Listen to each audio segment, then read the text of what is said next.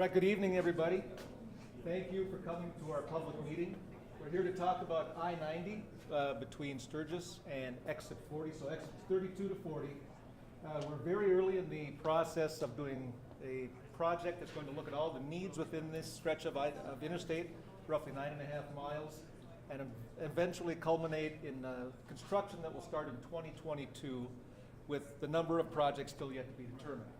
This is our public meeting number 1. What we're really hoping to do tonight is share some information with you about what we're looking at, what we're hoping to accomplish, but then also, just as important, to hear from you if there are issues and concerns in the corridor that you as regular users of it have seen. Please let us know so we can make sure that we include those in our study and our analysis as we move ahead.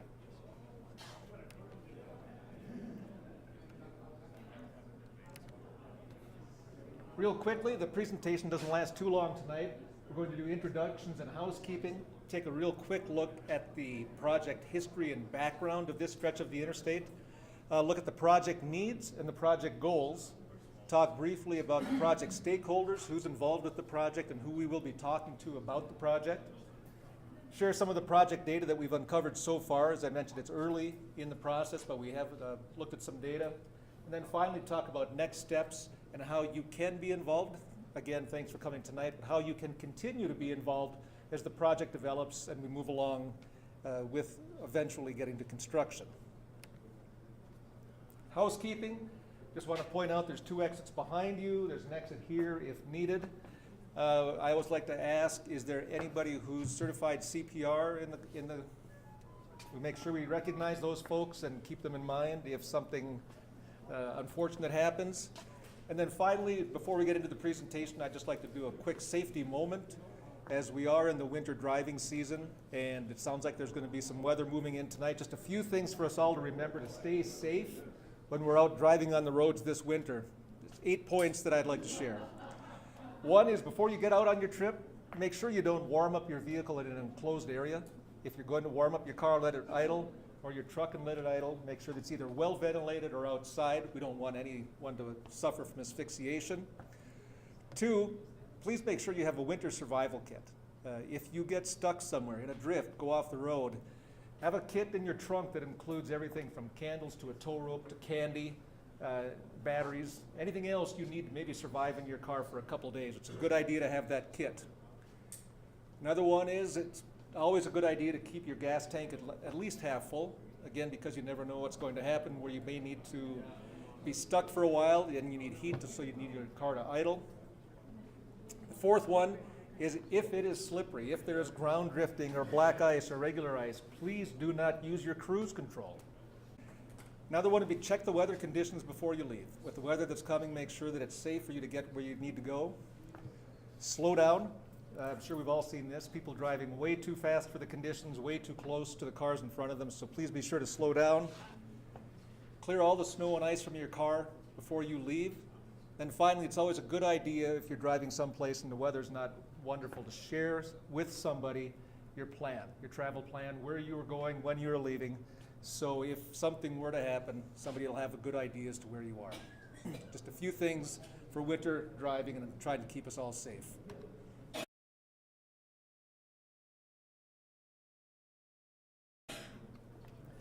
A little bit on the project background. Originally, the interstate here was designated as US 14 and South Dakota 79. In 1958, it became part of the US interstate system. Just an interesting note, the longest continuous route in the United States. A little bit of the construction history. You can see in 58, the Sturgis to Tilford Port was constructed. In 62, then Tilford Port to Tilford.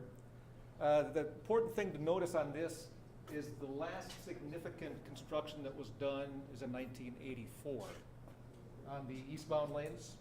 So it's been 33 years since there was any substantial work done on the eastbound lanes of the interstate in this section of the interstate.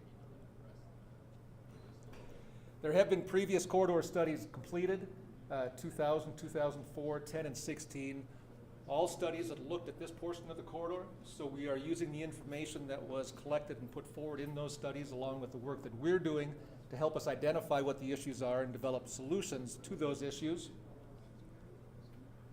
But if we talk about the project needs, what really started this project was the need to replace the concrete, the pavement in that eastbound lane. Again, it's been 33 years since it was put in, so there was regular deterioration that you'd expect of those pavements, and the South Dakota DOT identified that sometime in the next 8 years that pavement would need to be replaced.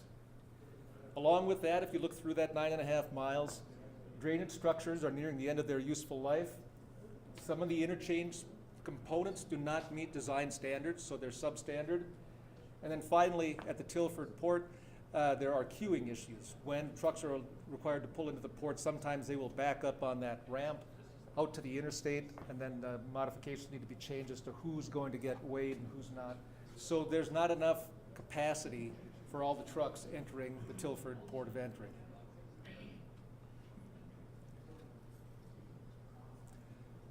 What are we going to do then? With those issues, we know that there are some things out there that need to be corrected.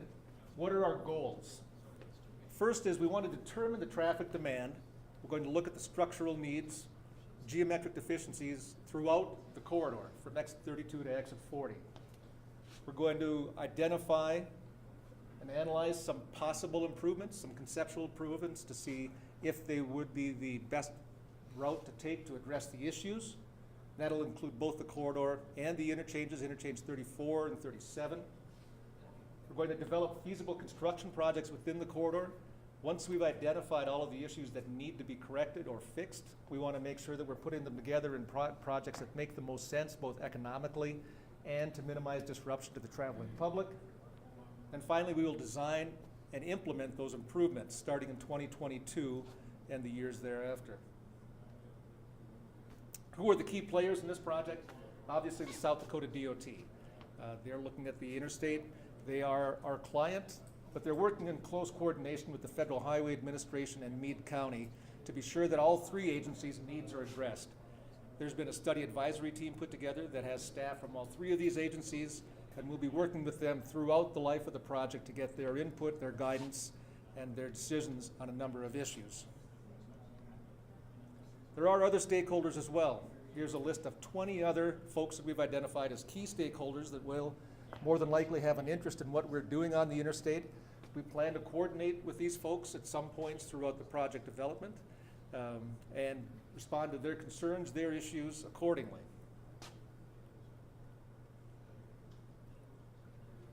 As I mentioned, we've started our analysis, and the first thing we did is take a look at the crashes in the corridor. We collected the crash information for the last 5 years, 2012 to 2016. We found that there have been 423 crashes in or near the corridor.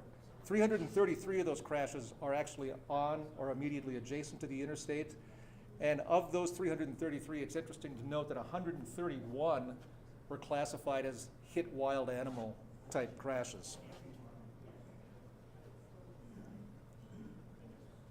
The crash types, you can see there's a variety of types running from side swipes, head-ons, but by and large, the largest two categories are single vehicle and animal hits. 43 and 37%, those two together combined for 80% of the crashes that occurred in the corridor were either single vehicle or animal hits. Run off the road type crashes fall into both of those categories, and we looked at those. 167 of the crashes that were reported were run off the road crashes. We did notice that there's a cluster of crashes around mile reference marker 38 to 38.7, and most of the crashes that occurred there are happening in wet conditions. We can take a look at the issues map later on if you want to find out exactly where that is.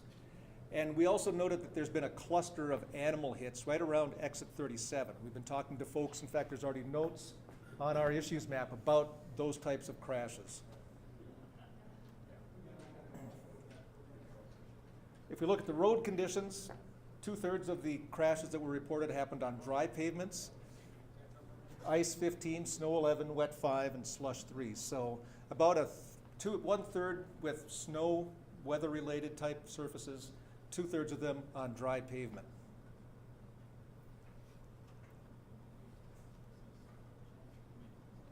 Oh, there we go. And then finally, locations. Where did those crashes happen? In the areas of the ramps, 4% of the accidents, the crashes. On the areas around the interstate but still feeding into the interstate, 19% of the crashes, and on the main line of the interstate itself, 77% of the crashes occurred. You can see the dots on the map. There's a whole bunch of them. They're spread throughout the corridors you'd expect.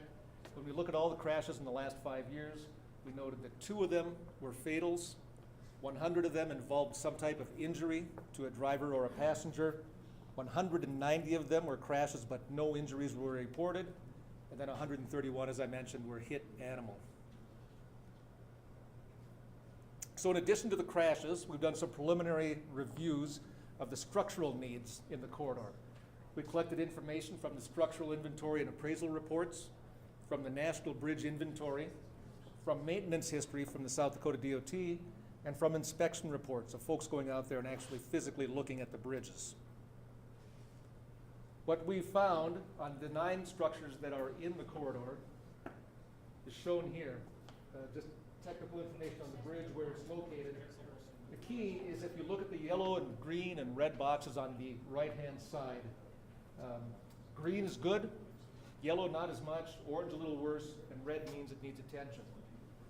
Showing the age, most of the structures are, well, all of them, except for the railroad tunnel, are 50 years old or older. We usually design bridges and structures to last for 50 years. At least that's how we used to do it. So there is attention needed. And then if you look at sufficiency rating, it's a way of looking at a bridge or a structure and determining how sufficient is it for the needs that are placed on that structure. Things where they need to have some attention. I want to point out that even though we have 2 boxes that are classified with red, they are still safe. That's still a safe structure. There's no risk that it's going to fall apart or anything else, but we put red on there to make sure that this is a structure that gets attention, because it is 70 years old and it is going to be needing some work soon. Some of the things we've found related to the structures is over by the cemetery, there's less than desirable clearance as the interstate goes over the local roads. We would like there to be a greater opening height to allow larger vehicles underneath. There is substandard lateral clearance. You can see that picture. The piers that are holding up the bridge, based on current design standards, are too close to the roadway itself. And then, based on changing standards, the barriers that were put in on some of the bridges are not standard barriers by today's standards. They were at the time, but they're not today. So some of those things need to be updated and improved to make sure that the corridor is as safe as possible. I mentioned we have an issues map here, we have an issues map outside. When we look at those, there are some things we've tried to put on there that we have found. One is you're going to find that there are some spots where if you're traveling at the posted speed limit, there's not enough room to stop safely. So stopping sight distance is an issue in several locations in the corridor. Intersections that are too close to the interchange ramps creates traffic issues. There are a couple spots where that is the situation. Curve sharpness, again, based on today's standards, a couple of those curves are too sharp. We would like them to be flatter or more easy to go around. There is a number of areas where snow drifting has been identified as an issue. I mentioned the capacity at the Tilford Port of Entry, that they would like to have more room for the trucks to queue up. There are slope standards where things are just too steep. And then we've got to be careful and work with some of the adjacent land uses so we don't end up with a situation where our plans aren't compatible with the plans at the National Cemetery or with the Bureau of Land Management. Our project consists of 5 phases: the corridor study, the determination of construction projects, the interchange modification justification reports as a requirement by the Federal Highway Administration. If we are to adjust, make changes to the interchanges at exit 34 and exit 37, we'll need to accomplish those. Then we'll move into environmental studies, keeping in accordance with NEPA, 1967 law, federal law that requires certain environmental things to be done, culminating in construction plans and eventually the construction of our projects. For upcoming meetings, public meeting number 1, fall winter of 2017. You obviously know about that because you're here tonight. Late next month, we hope to do some of these individual stakeholder meetings where we'll be back and we'll talk with key people that have concerns in the area. Later, summer of 18, early fall of 2018, we'll be coming back with public meeting 1 or public meeting number 2, excuse me, and stakeholder meeting number 2, sharing the information that we've uncovered, looking at some of those concepts that have been developed, and starting to talk about potential projects in the corridor.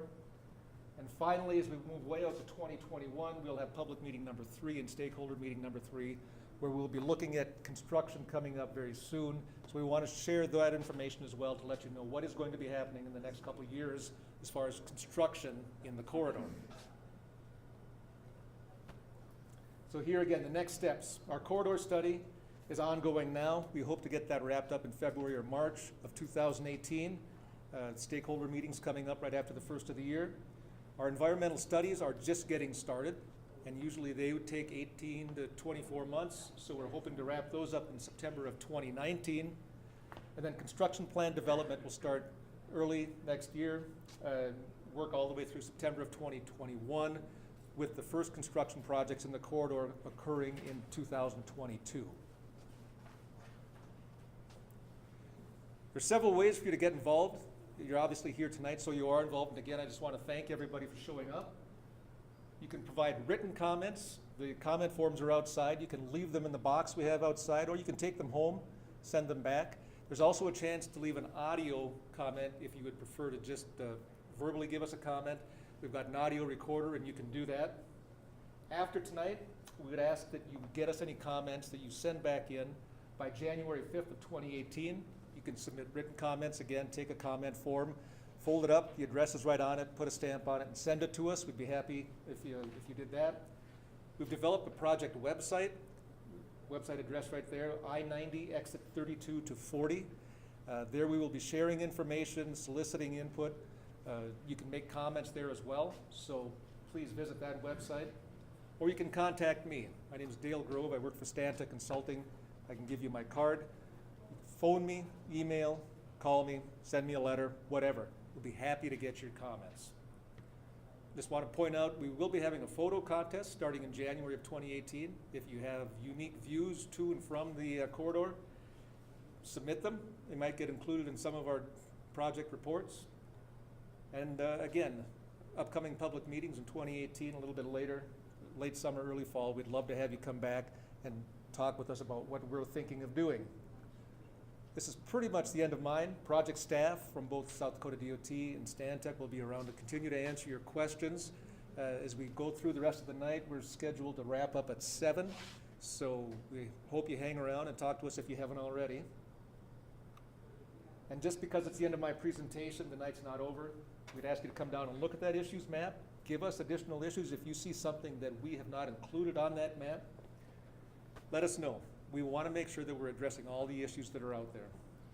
You can sign up to get email updates on the project. If you go to the state's listserv site, you can sign up there, give your email address, and then you will automatically get updates as we go through. And again, regularly visit our webpage, the I-90 exit 32 to 40, to continue to get project-related information, meeting minutes. This presentation will be on the website as well. It's a good source of information to help you keep up to speed with what's going on. With that, that's the end of my presentation, but that's not the last presentation we have. Dave is going to come up and talk to us about the South Dakota ITS initiative to do variable speed limits in the corridor.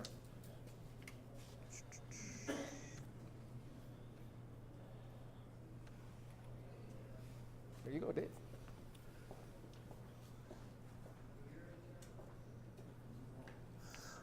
Thank you. My name is Dave Huff. I work with the South Dakota Department of Transportation, and I want to share an idea with you that we're just beginning to look at. It's the concept of having variable speed limits. In other words, instead of having just a speed limit that's constant at one value, it would be a speed limit that changed in response to road conditions. Let's see here. I've got to get the right...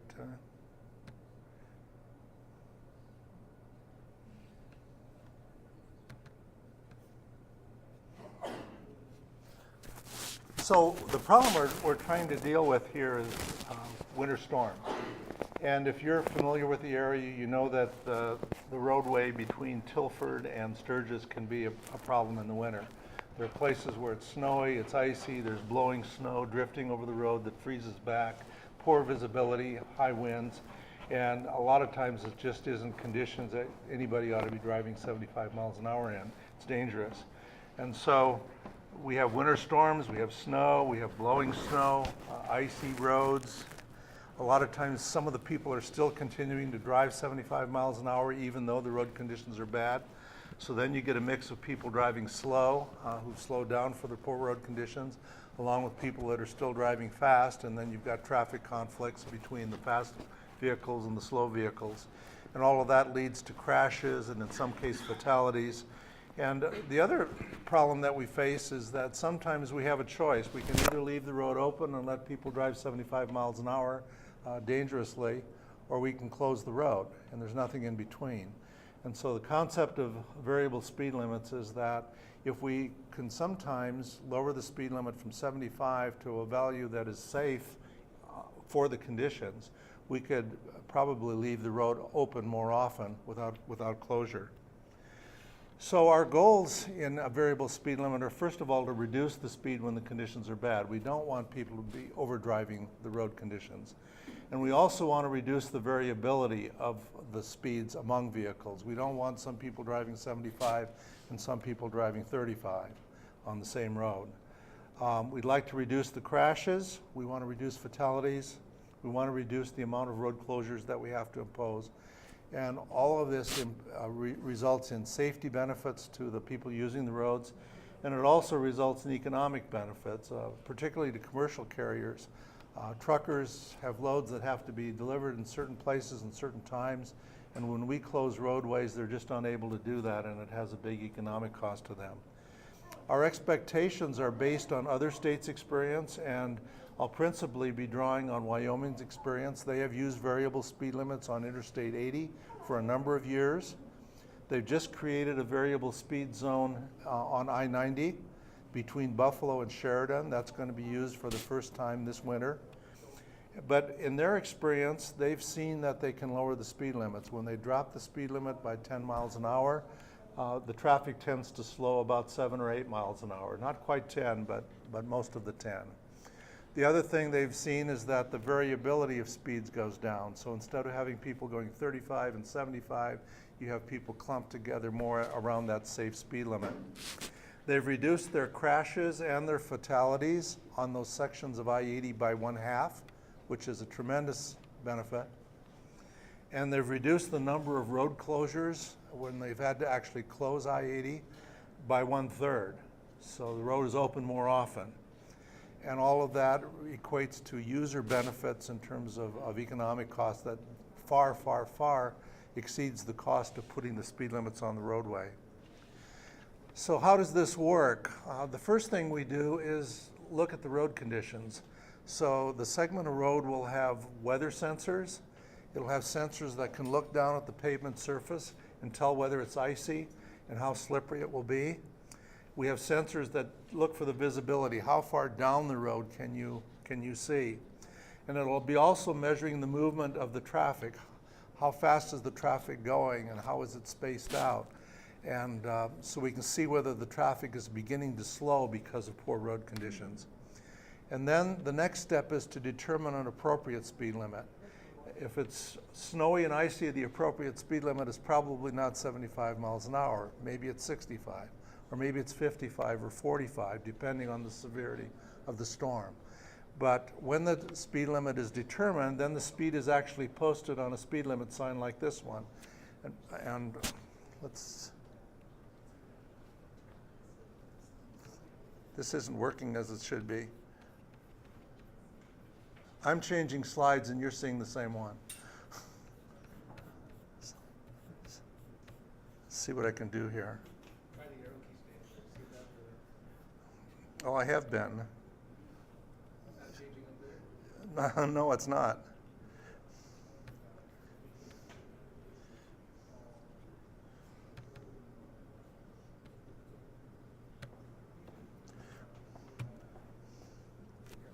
Try going down, see if there's another window. Sometimes the PowerPoint presentation window shows up.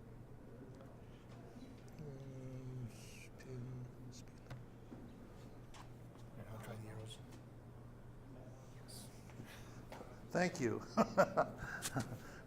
So this is the stuff I was talking about, of the reductions of crashes and so forth. And so this is the speed limit sign I wanted you to see. On this sign, it looks like a regular speed limit sign, except that when the speed limit, instead of being displayed in just a constant black and white letters, it's variable. So when the speed limit is 75, the number on the sign says 75. And when it's something other than 75, it says that number. So in this case, it's showing a 65-mile-an-hour speed limit. When the speed limit is different from the ordinary speed limit, there's a beacon on top of the sign that will flash up here on the top. And so when you're driving down the road, instead of seeing the regular speed limit sign, you'll see a sign that shows the value of the speed limit in effect at the moment. These are the parts and pieces that are involved in the system. So on the left, you see a number of sensors: weather sensors, road condition, road surface sensors, traffic sensors to detect how fast the traffic is moving and how much is moving. And there's also input from Department of Transportation staff who are aware of the conditions. All of that goes into a system that analyzes those conditions and determines an appropriate speed limit. Those speed limits are displayed on the speed limit signs.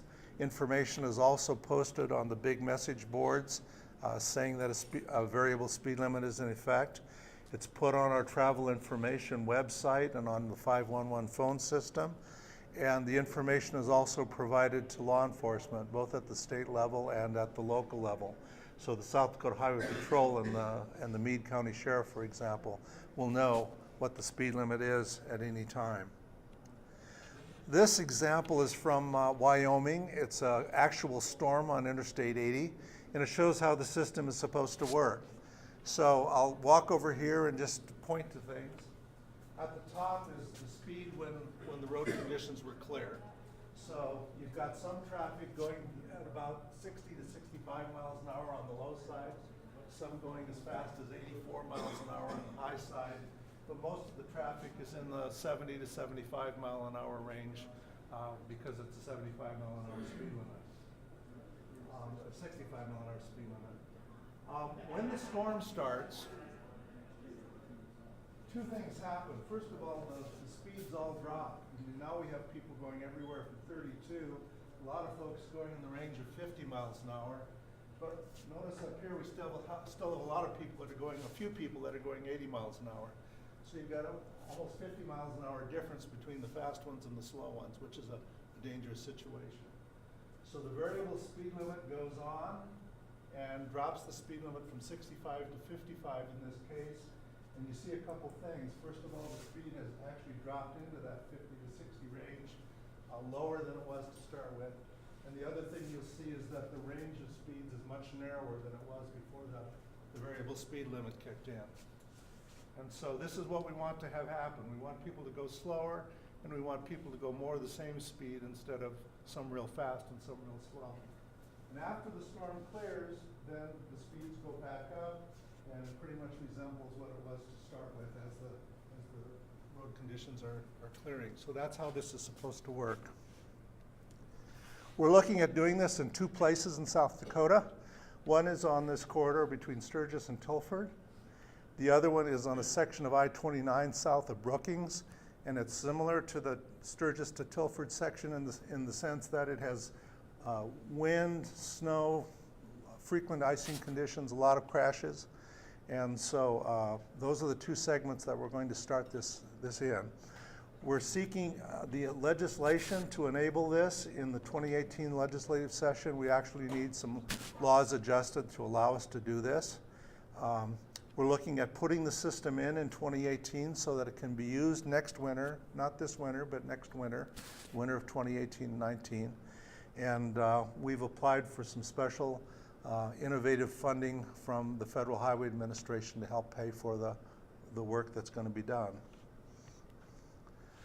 So we're really trying to build on other states' experience. We're not the first state to do this. Wyoming perhaps has the most experience, but other states like Oregon have done the same thing for winter road conditions very successfully. So we don't think we're going out on some crazy experiment. We're trying to do something that is pretty well proven in other places. We're going to assess the feasibility. We're in a process called systems engineering, where we're looking at all the needs and trying to define how the electronics and the information systems are going to work in this case. And there'll be contract award and installation in 2018, and real intense evaluation of how well the system performs in the next 3 winters after that. If this works as we expect it to, then we would look to do this in other places that have particular winter driving problems on the interstate system. So I'd be happy to answer any questions about this, and I'm sure Dale will be happy to answer any questions about his presentation that you would have.